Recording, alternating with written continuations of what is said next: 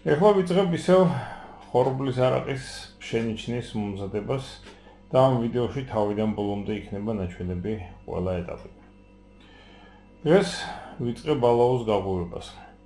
ეს თავიდან გადაღება გადავწყვიტე, იმიტომ რომ თანამედროვე ლიტერატურაში ვნახე უფრო განსხვავებული შედეგები ალფა და ბეტა ამილაზების ოპტიმალურ ტემპერატურებზე, ვიდრე ეს კომუნისტების დროინდელ წიგნებში იყო.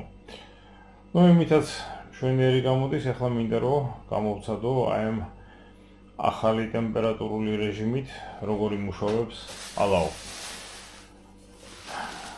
ვაპირებ რომ 10 კილოგრამი პურიდან და 2 კილოგრამი ხორბლიდან გამოვხატო არაყი.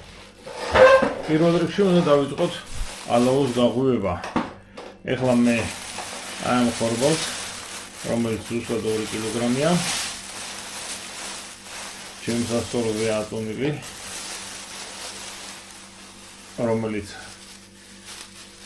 სწორ რეჟიმში მქონდა დაყენებული, ახლა საკუთარ თავს ვარ მოვატყუებდი. და აი ეს უნდა გავანაწილო რაიმე ბრტყელ ზედაპირზე და შემდეგ უნდა დავასრულო, რომ ყველა მარცვალი კარგად ეს ბრტყელ ზედაპირზე ეხლა გავშალეთ. ეხლა ცოტა ხანში დავასრულებ კიდეც თბილი წყლით. ეხლა დავაკვირდეთ, აი მე დავასველე ხორბალი ისე რომ წყალი არსად არ დგას. ხორბლის აბსოლუტურად ყველა მარცვალი სველია, კარგად დაურდაურიე და აი ესეთ მდგომარეობაში უნდა იყოს დაახლოებით 5.5 დღე-ღამე. დღეს ორშაბათი დილაა, ანუ შაბათ საღამოს ვაპირებ მის გადამუშავებას, იმიტომ რომ მე ვიცი რომ ამ ოთახში ტემპერატურა არის სადღაც 20 გრადუსი, 20-22 და ამ ტემპერატურაზე 5.5 დღე-ღამეში მიიღება, ასე ვთქვათ, ოპტიმალური ალაო. თუ ტემპერატურა სხვა არის, შეიძლება მეტი დრო დაჭირდეს, ან პირიქით ნაკლები. პირიქით ნაკლები ეს დაჭირდება უფრო მაღალი ტემპერატურის შემთხვევაში, თუ ნაკლები გაქვთ ტემპერატურა, თქვათ სადღაც არ დავშეკეთებთ ამას, ასეთ შემთხვევაში დაჭირდება უფრო მეტი დრო.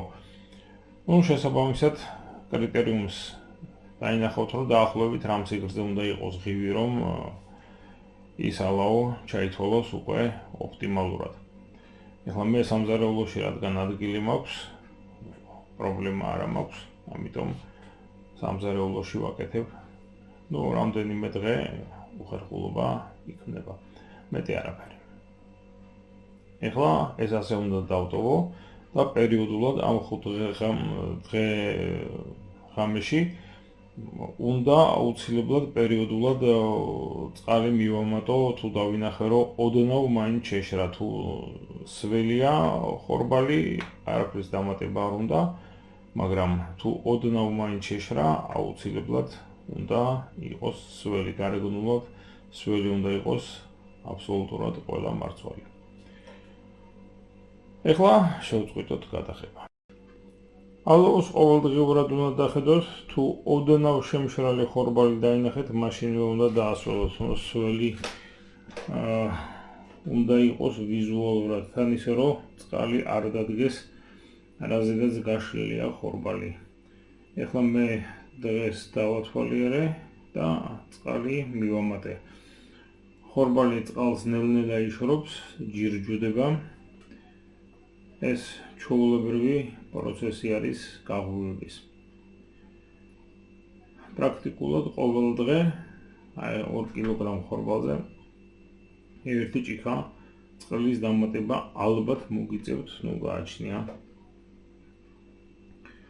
თქვათ სიტუაციას, მაგრამ ჩვეულებრივად 2 კილოგრამი 1 ჭიქა წყალს იწევს ხოლმე. მაშასე გავიდა 4 ნახევარი დღეღამე ალაოს დასველებიდან. რაც ხორბალი დავასველეთ. საერთოდ გაცვლილი მქონდა იმაზე, რომ 5 დღეღამეში უნდა გავამეყენებინა ალაო, ანუ ალფა და ბეტა ამილაზების აქტივობა მაქსიმალური 5 ნახევარ დღეღამეში ხდება, როდესაც ტემპერატურა 20 გრადუსია, მაგრამ მოხდა ისე, რომ დათბა ტემპერატურა მოიმატა და მიუხედავად იმისა, რომ სახლში გათბობა გამოვხდე, მაინც ალაო ეს ზედმეტად არის გაზრდილი. უკვე ფერმენტების აქტივობამ შემცირება დაიწყო. ის კი არა, მწვანე ღივების გაჩნდა, რაც ყოვლად დაუშვებელია. ამიტომ ეს ალაო სასწრაფოდ უნდა იქნეს გამოყენებული სახამებლის დასაშექერებლად. ეხლა მე მას ცოტა ხანში გავატარებ ხორცაკებ მანქანაში, მანამდე კი პურები უნდა ჩავყარო წყალში და დავიწყო მისი გაცხელება ალაოს ფერმენტების ოპტიმალურ ტემპერატურამდე, რომ დაშაქრება მოხდეს მაქსიმალურად სწრაფად.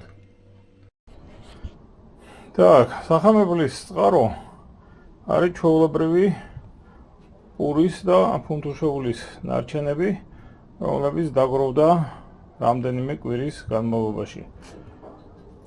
ამას მე ვაწყობდი მზეზე, რომ გამხმარიყო, რომ ობი არ მოკიდებოდა, თორემ ობი სახამებელს ჭამს და რა თქმა უნდა, არახსაც ნაკლები გრადუსი იქნება თუ პურს დავაობებთ. დაობების საშუალება არ უნდა მივიცეთ, ეს უნდა გახმეს.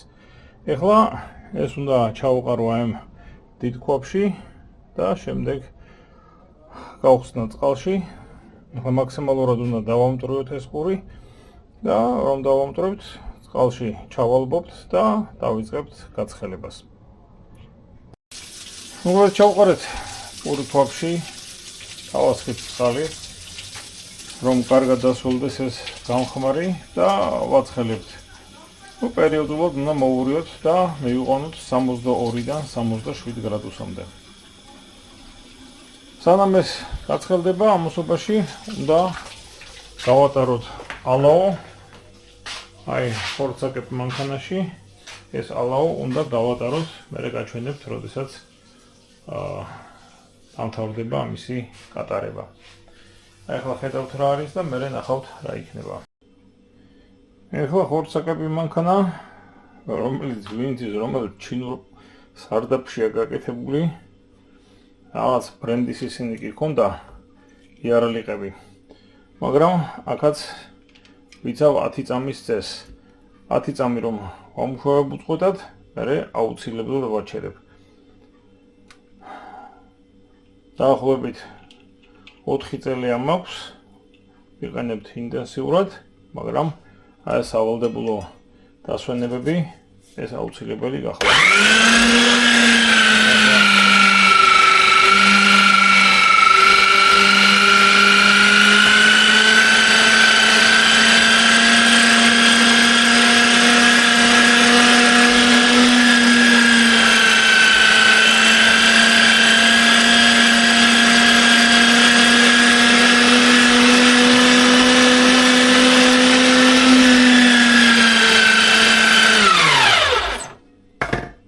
წამი იმუშავა, დავასვენე და ასე ვაგრძელებ მუშაობას. წინააღმდეგ შემთხვევაში 1-2 ასეთი რაოდენობის კატარების მერე დაიწყება და გადასაგდები გახდება. ეს რომ არ მოხდეს, ვიმეორებ 10 წამის წესი, 10 წამი მუშაობა, შემდეგ დასვენება, რომ მოტორი გაგრილდეს. Так, სანამ ალაოს მაშინკაში ვატარებ, ეს ნელ-ნელა თბება და ჯერ კიდე გაცხელების ეტაპზე აქ ტემპერატურა 20 გრადუსი იქნება, მეტი არა, 25. ალაო ცოტა უკვე დავამატე, ეს პური მაქსიმალურად ვცდილობ ჩავალბო და დასაწყისში ვამატებ ალაოს, იმიტომ რომ ალაო ჩემო ბატონო შლის სახამებლის მოლეკულებს და ეს მოდი დაიწყოს გათბობის პროცესშივე. ამიტომ თან ვურევ, თან ეს გამხმარი პურები მთლიანად ჩამბალი ჯერ კიდე არ არის. ალაო დავუმატე, რომ უკვე დაიწყოს მუშაობა, ეს უნდა რაც შეიძლება კარგად ჩავზილო. Так, ქვაბი უკვე ნელ-ნელად ხდება. დაახლოებით 9 ალაოსი უკვე ჩავაკეთეთ და მოვურიეთ. უკვე დაიწყო ალაოს ფერმენტებმა მუშაობა და ცოტა გათხელებული არის ჩვენი პურები. ეხლა ტემპერატურა ქვაბის სიღრმეში არის სადღაც 29.7 გრადუსი. ჩვენ გავაცხელებთ ისე რომ ტემპერატურა ქვაბის სადღაც შუაში გახდეს 67 გრადუსი. როცა 67 გრადუსი გახდება,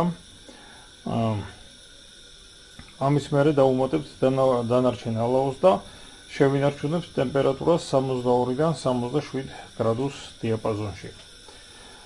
ადრე ცოტა სხვა ტემპერატურებით, ოდნავ განსხვავებული ტემპერატურებით გავაკეთეთ დაშაქრება სახამებლის.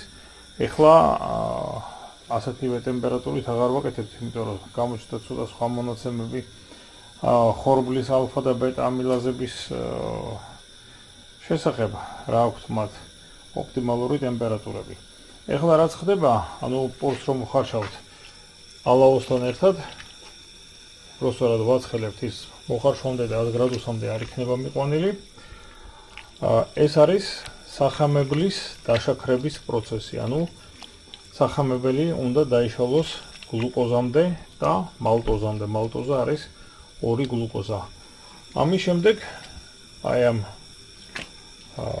მასას უკვე თავისუფლად აითვისებენ საფუარა სოკოები, რომლებიც გლუკოზიდან წარმოქმნიან სპირტს. ერთი მოლეკულა გლუკოზიდან, 2 მოლეკულა სპირტი წარმოიშვება ჩვეულებრივად. ეხლა პერიოდულად უნდა ვურიოთ და ტემპერატურას უნდა ვუღუროთ. თან, გაზის ეკონომიის მიზნით შეხარჯემი ბატონი, ეს უნდა თავიც დავახუროთ ამას. ეხლა თავსახური მოვუძებნოთ, აი მაგის ქვეშ არის და თავი დავახუროთ.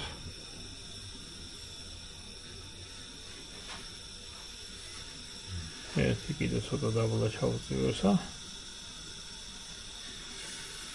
სადღაც 9 სიღრმეში.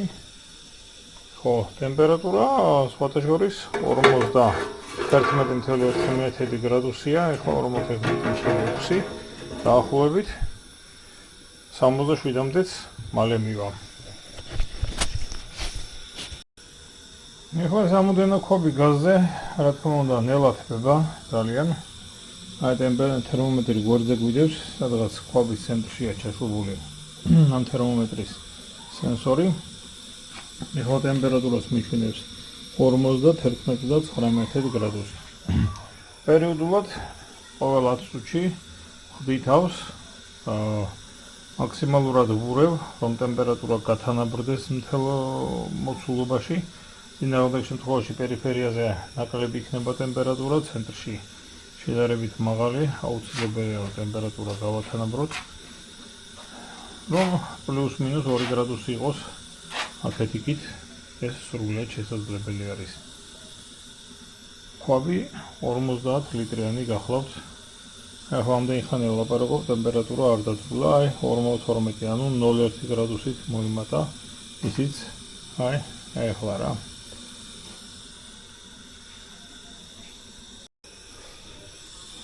უკვე 68.9 გრადუსია.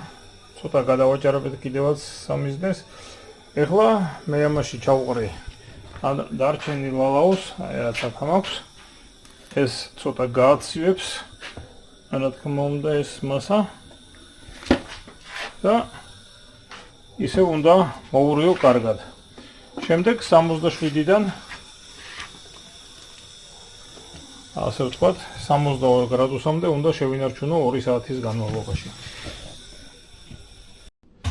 აი ახლა 67.9 გრადუსია. კარგი ტემპერატურაა ძალიან. ამ მომენტიდან ვინიშნავ დროს და გაზი გამორთულია, აღარ თბება. ეს ნელ-ნელა დაიწყებს გაგრილებას. და 62-დან 67-მდე უნდა შევინარჩუნოთ 2 საათის განმავლობაში. აი ეს დრო იქნება. ახლა 1 წუთით დავიმოხადე. აი დააკვირდით პური როგორ გათხელდა ეს.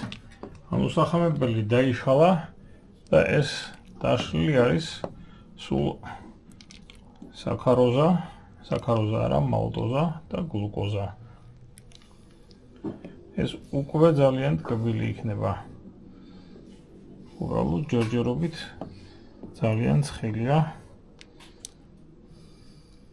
მორების შემდეგ ცოტა ტემპერატურამ დაიწია, 67 და 3 გახდა 0 გრადუსით დაიწია.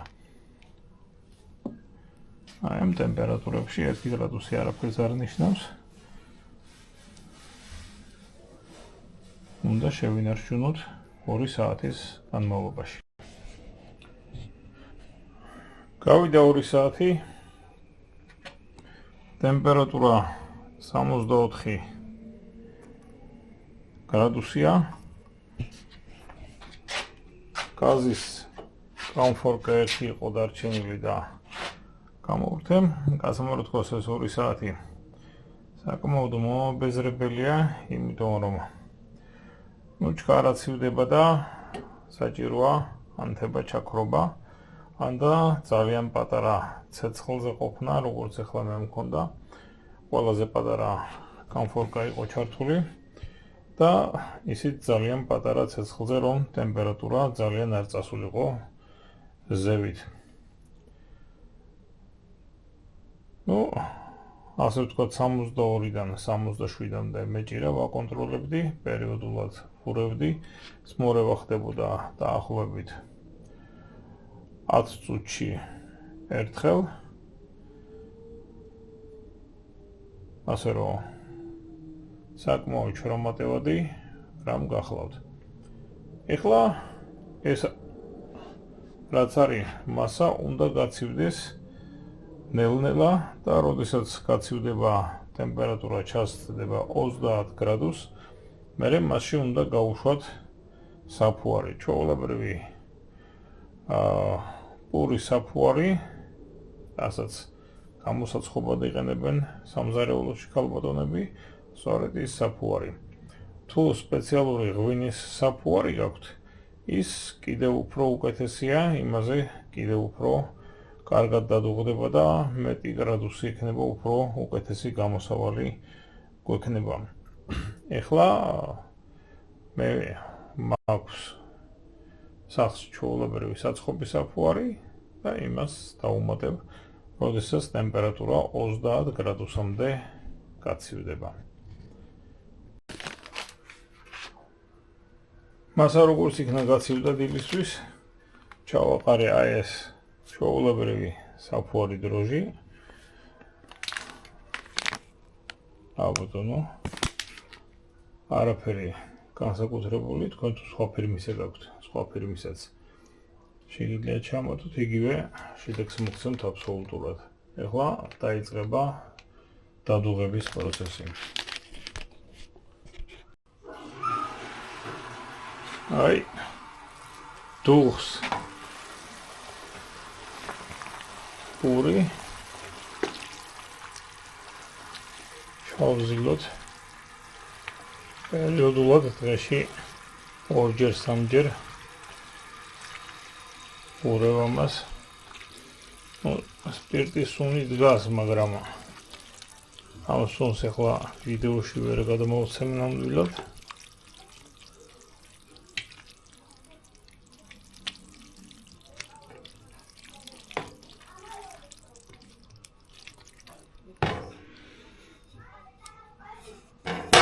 საკმარისია, ისევ დავაფაროთ თავი და დაველოდოთ სანამ დუღილს დაამთავრებს. აი დუღილი შეიძლება ითქვას, რომ პრაქტიკულად შეწყდა. გუშტუკები თითქმის არ არის ეს. ძალიან ცოტა ღარი უმეტესობა მას ამქვევით არის ჩავარდნილი. თან ამ მასობაში ამილაზებმა რაც პირველ 2 საათში არ დააშაქრეს, მაინც იმუშავეს და უკვე ისეთი სპირტის სუნი დგას, წესით კარგი უნდა გამოვიდეს 50 ლიტრიანი ქვავი, თითქმის მთლიანად არის სავსე. ეხლა ამას არყის სახდელს მოვიტანთ, დავდგამთ და გამოვხდით. მერე ვნახოთ რა იქნება შედეგი. წესით კარგი უნდა იყოს. სუნი ძლიერი აქვს. Так, მამაყაპური არყის სახდელი ავაწყეთ. აი, თავისი აცივრით. არაფერი ამაში რაიმე განსაკუთრებული არ არის. ჭაჭის არყის გამოხდისაგან არაფრით არ განსხვავდება. მას მერე რაც დადუღუდა და ჩავარდა ეს ზედაფენა, ეხლა უნდა გამოვხადოთ აბსოლუტურად ჩვეულებრივად. შედეგს მოგახსენებთ, რა თქმა უნდა. მაშასე დამთავრდა გამოხდა. ეს ქვაბი 50 ლიტრიანია, მასში ჩვენ დავაშაქრეთ 10 კილოგრამი პური, რომელზედაც 2 კილოგრამი ალაო წავიდა. გამოხდის შემდეგ მივიღეთ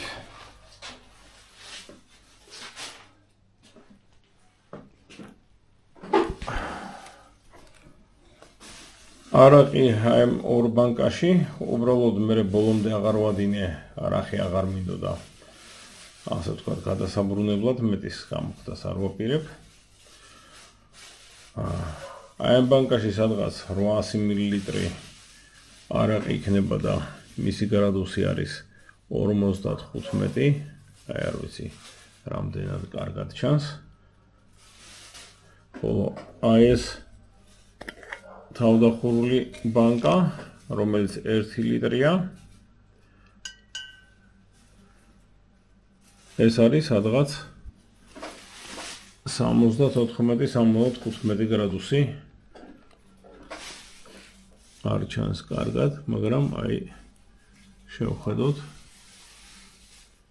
74-75 გრადუსია ამისი სპირტიანობა. ეხლა მე თვითონ დასალევად 52-დან 55-მდე გრადუსი მიყვარს. ამებს ასე ვთქვათ, რო შევაერთებ და კუპას გავუკეთებ გამოხდილ წყალთან.